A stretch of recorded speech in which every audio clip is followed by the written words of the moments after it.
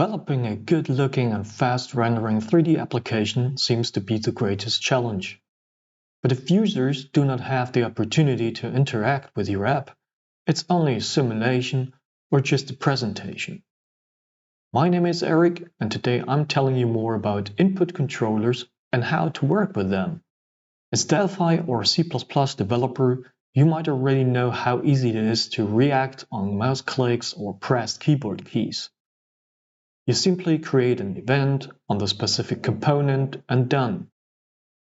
Then we can simply write case keychar off, and we take the character K and we show a message key and start. We press the key K and there is our message. But very often more is expected than that. You may need to set a trigger for a combination of different devices like the mouse, keyboard, or gamepad. Or you might need an input sequence for complex gameplay. A Gorilla 3D component that will help you is the T-Gorilla input controller. I have prepared a demo scene with a viewport, a light, and a character with a few animations from Mixamo.com. In the onCreate event of the form, I start the idle animation of the character. At first, let's put the T-Gorilla input controller onto our form. The supported property telling the controller which device is getting detected. Here you can choose between keyboard, mouse, gamepad or joystick. I think we start with a simple case where we change to an animation by a hotkey on the keyboard. So we only activate the keyboard for now. Then we go to the hotkeys collection to register a hotkey. Here we add a new item and we name it Animation 1. A hotkey is a combination of simultaneously active inputs. Each hotkey can manage multiple inputs from keyboard, mouse, and/or gamepad. An input is a hardware message. For keyboards, inputs are pressed keys. For mouse, inputs are pressed mouse buttons. And for gamepad, inputs are pressed gamepad buttons. You can define up to 4 inputs per device, which means you can handle up to 12 simultaneously active input messages.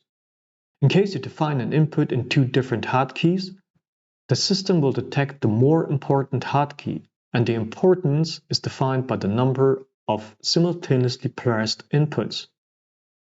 If a hotkey was detected, the controller will call the onTrigger event or an attached T-action instance. In our example, we're going to add a new item in the combinations collection and a single input where we want to detect the key A. So the kind will be keyboard. The display name is a random name like key-A. The code will be the ASCII decimal value of the uppercase A, so 65.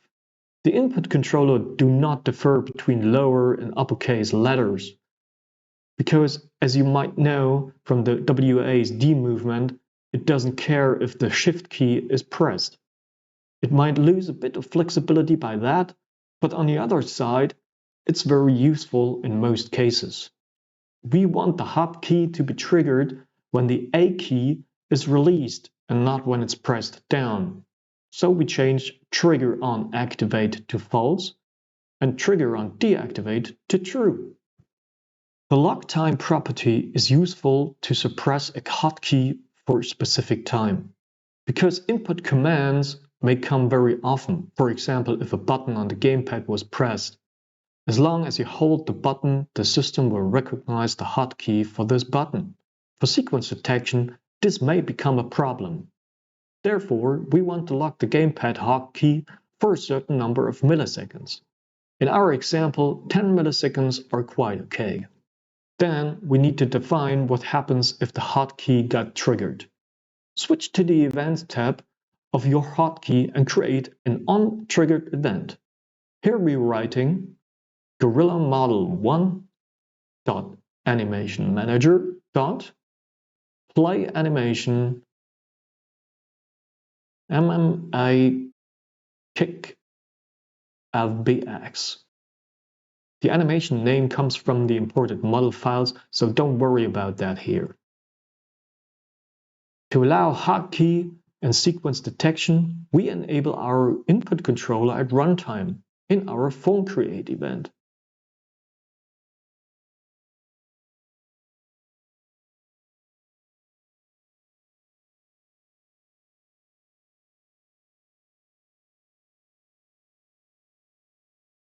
Okay, let's run the application.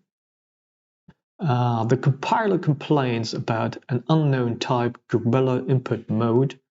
To solve this, we have to add the unit Gorilla controller input types to our uses.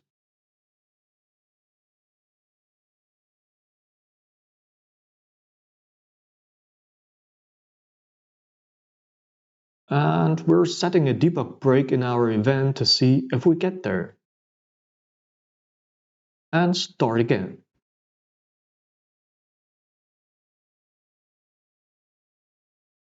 I'm pressing the A key. And there we are. When working with the input controller, debugging becomes difficult. On Windows platform, we are using low-level hooks for keyboard and mouse detection. This is different to standard FMX input detection. By low-level hooks, high performance and accuracy is possible, while in FMX input messaging, a tiny stuttering appears. This especially is important on first and third person controlling when moving the character and camera fluently. This comes with a major issue. In many cases, debugging is getting very slow because hooks have a 1-second timeout by default in Windows, and hooks not getting paused during debugging. This leads to a lagging mouse and keyboard input. But you can solve this by adding a new registry entry in your Windows registry. Under HKey Current User Control Panel Desktop, we create a new value with the name Low-Level Hooks Timeout and set the value to round about 50 milliseconds. Afterwards, you have to restart your machine. Besides the callback event on triggered of each hotkey, you can alternatively work with actions. Let's add an action list and add a new action.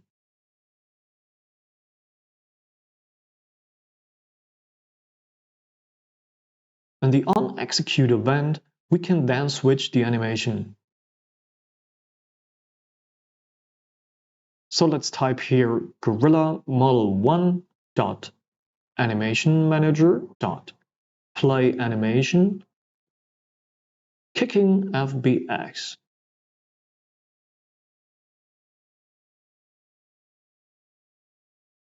And we're going to add another hotkey and call it animation 2.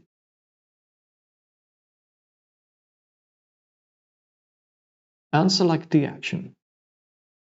We want the animation to be changed when the right mouse button is clicked, so we set the trigger on deactivate to true. And we add a combination item. Call it right mouse button.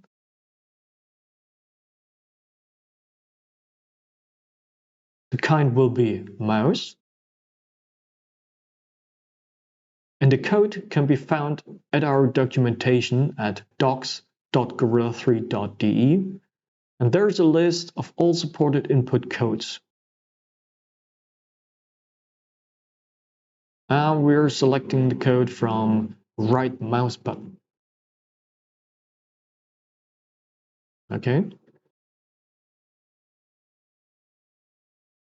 And finally, we need to enable the mouse device in our input controller in the supported property.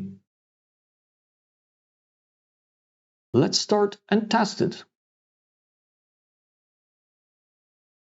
I now click with the right mouse button. Alright, it works. Hotkeys are a nice feature, but only work with simultaneous inputs. Imagine you build a combat game where attacks or defenses are represented by input combos. For example, a user needs to press button A, then button B, and then button X to do a roundhouse kick. In that case, sequences come in place. Sequences are a descriptive plan of hotkeys, where the order is important. You are allowed to declare an input multiple times in a sequence, and each sequence can hold up to 16 hotkeys. So let's create a sequence, and we're going to do this with a gamepad. You can use any gamepad or joystick that supports X input. For our demo here, you have to believe me that my SpeedLink Strike and X gamepad is connected to my laptop. Our sequence should be triggered by pressing A, B, and once again A and B. At first, we enable the gamepad in our supported devices in the input controller. And then we create a hotkey for both buttons.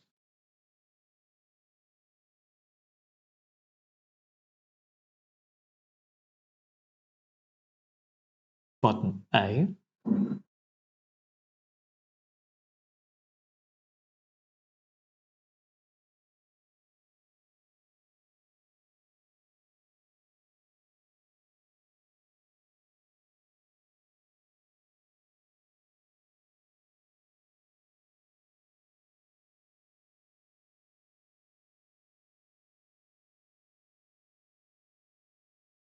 and button B.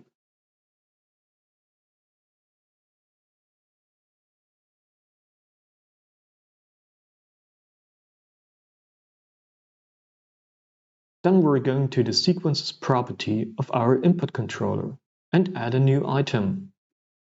We call it sequence 1. The next step has to be done at runtime, because there's no design time editing possible yet. So let's switch to the form create event, and at first we are requesting our sequence 1 object. So write var lSequence Gorilla Input Controller 1 dot sequences dot items, and 0 is the first one, and we do a typecast to Gorilla Input Sequence Item. Afterwards, we are requesting the hotkeys for our gamepad buttons. So var l button A, Gorilla Input Controller 1,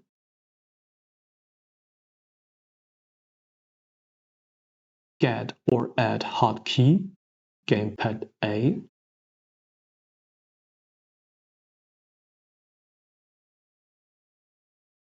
and L button B, Gorilla Input Controller, get or add hotkey, gamepad B.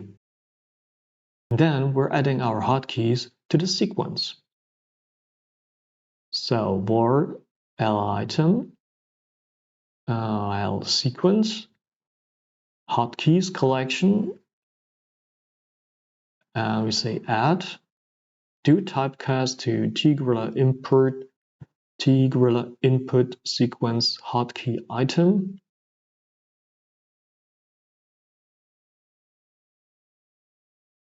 and we're setting the hotkey property litem hotkey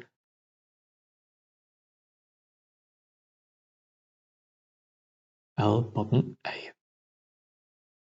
And we're repeating this for button B.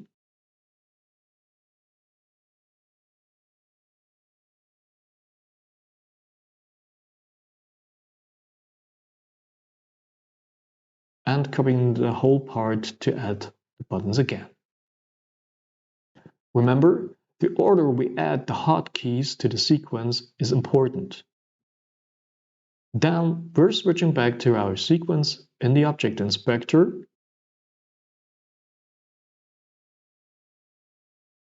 To the Events tab. And we're creating an on-triggered event where we type Gorilla Model 1, Animation Manager, Play Animation, What, Punch, FBX. Alright, start. I will now press the combo AB, AB. Nice, it works.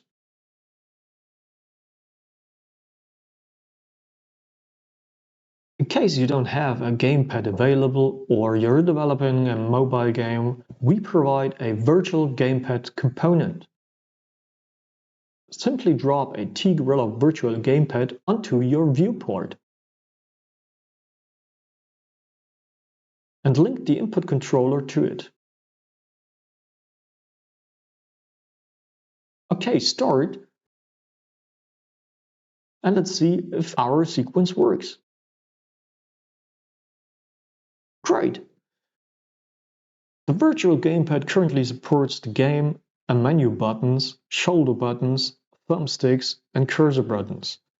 Left and right triggers are not available yet. And in future, we are planning to do some more on skinning, so you can individualize your virtual gamepad in look and feel. So far, we handled triggerable input messages, like click or gamepad buttons pressed. But there is some other form of message, persistent or continuous messages. A persistent message is a continuously notified message from the system and not a temporary message like a click or key press. Persistent messages cannot be notified by hotkeys. You need to request those separately. Persistent messages are the mouse position, the gamepad triggers, and the gamepad thumbsticks positions. So let's expand our gamepad sequence a little bit. We still want the combo AB, AB, but only if the left thumbstick is directed to the left side. To do so, switch to the on-triggered event of our sequence. And here we will check the left thumbstick position.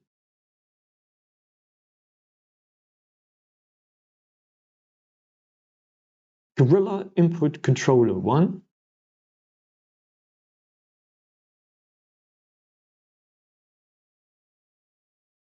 And we're using the getPersistentMessage method. The first parameter will be the device type, T-Gorilla Input Device Type.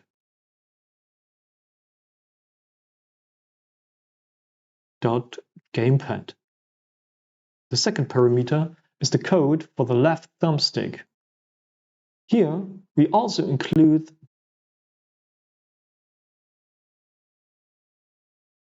the Gorilla Controller Input Const unit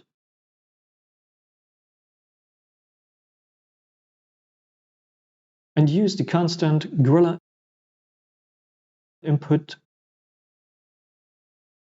Gamepad Thumbstick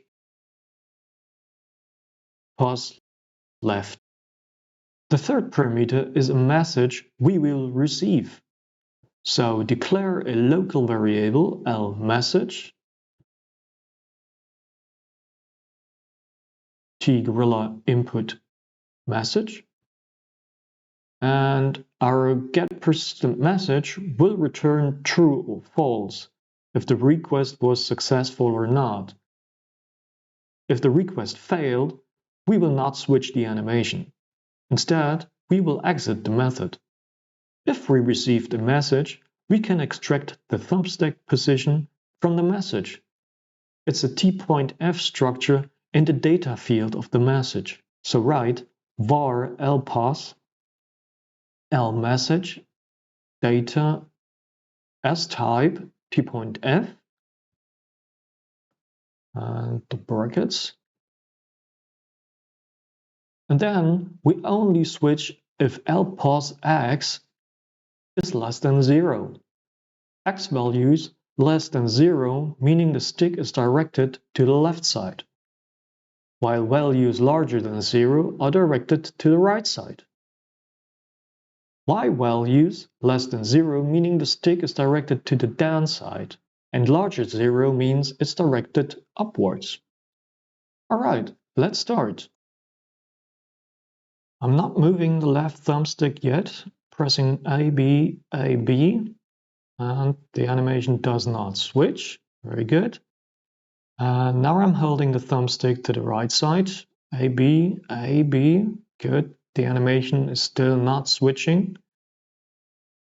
And finally, I'm moving the thumbstick to the left side, A, B, and there the animation switches.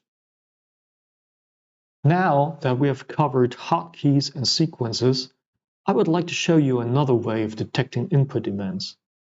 The input controller provides a few feedback events that work parallel to the mentioned hotkey and sequence detection. Those events, like on gamepad button down or mouse wheel, give you further possibilities to react on user inputs, independent from any form or component detection. So let's have a test on that too. We want to rotate the model by the right thumbstick of the gamepad, and the trigger buttons should control the speed of rotation. Therefore, we create an on-gamepad trigger event at first.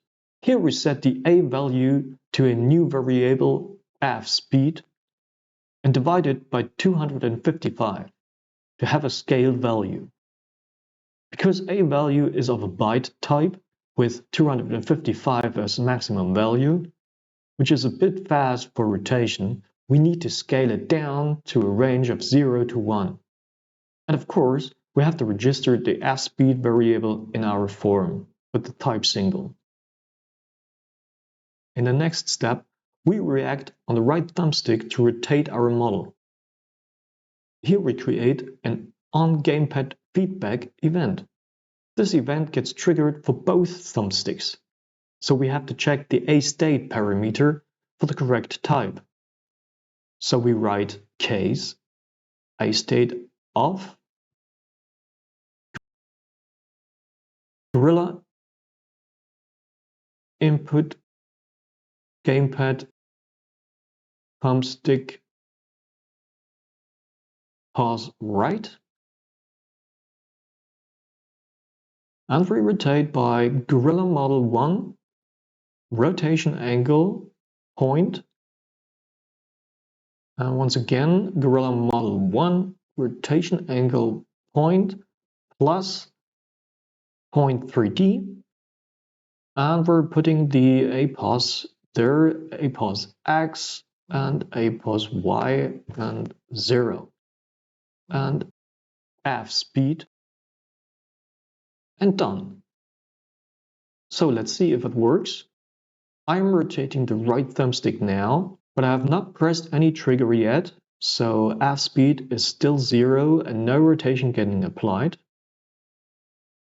Now I'm pressing the left trigger button and releasing it a bit and getting a bit faster. Cool, works fine for me. That was a brief insight into Gorilla 3D's input controller topic. As always, I hope it brought you some value, so I say goodbye and see you soon.